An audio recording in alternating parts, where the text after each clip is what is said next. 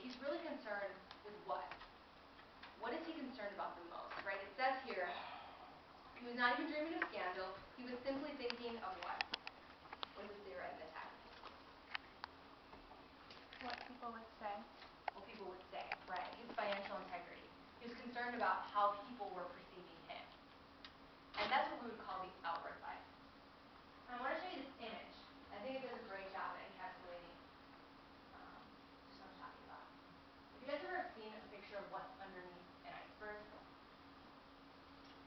So this whole thing is the iceberg, but all we see is the little part at the top, which is only a fraction of the actual iceberg. So if we liken this iceberg to maybe Mr. Pontier, he's more of the top part, just what you can see. He's just concerned with the outward appearance. Whereas, as we're seeing in the novels we're reading, Edna is more the internal. She's more processing her emotions and her feelings. Because if you read this paragraph, what's really lacking? Like, what did you, in your responses, what did you want to know? Right? How dare you? I can't believe it. Why? You guys drew upon your emotions. And do you see any of his emotions in this paragraph? No. There really isn't much. It's just about the appearance and how others are going to perceive him. Great. Okay. So I just want to make really clear that the words that he's using, the kind of formal, stiff diction, parallels the focus on the outward appearance. And now I want to look at some of Edna's responses and see if we can observe like the inner life of what's going on. So, Allie, would you mind reading for us just this paragraph right here, right before the dashes, just reading that loud for us? Edna cried a little that night after Robin left her. It was only one phase of the multitudinous emotions which had assailed her. There was with her an overwhelming feeling of irresponsibility. There was the shock of the unexpected and the unaccustomed. There was her husband's reproach looking at her from the external things around her which he had provided for her external existence. There was Robert's reproach making itself felt by a quicker, fiercer, more overpowering love which had awakened within her toward him. Above all, there was understanding. She felt as if a mist had been lifted from her eyes, enabling her to look upon and comprehend the significance of life, that monster made up of beauty and brutality. But among the conflicting sensations which assailed her, there was neither shame nor remorse.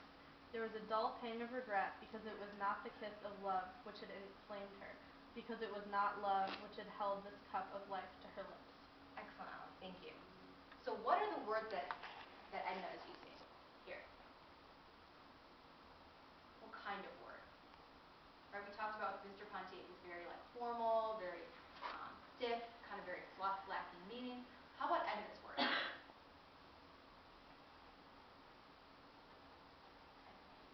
Very physical. Physical? Yeah. What word specifically? Like it was not the kiss of love which had just things like that are very emotive to the person. Emotive. Would you guys agree that her words she uses are very emotive and evoke emotion? Mm-hmm. Let's find some other words in that paragraph. About quicker, fiercer, overpowering. Do you guys see any other ones? Inflamed, right? And those would seem almost jarring to put with Mr. Pontier's paragraph, right? They wouldn't fit in.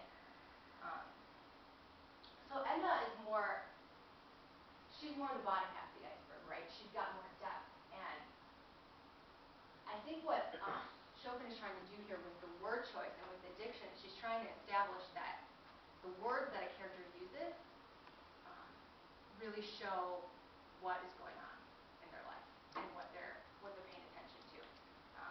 And so Mr. Pontier, he's so concerned with his outward appearance and his like social respectability that it blinds him to seeing the underneath part of Edna, like what's really going on in her life. Does that make sense? Yeah. Okay.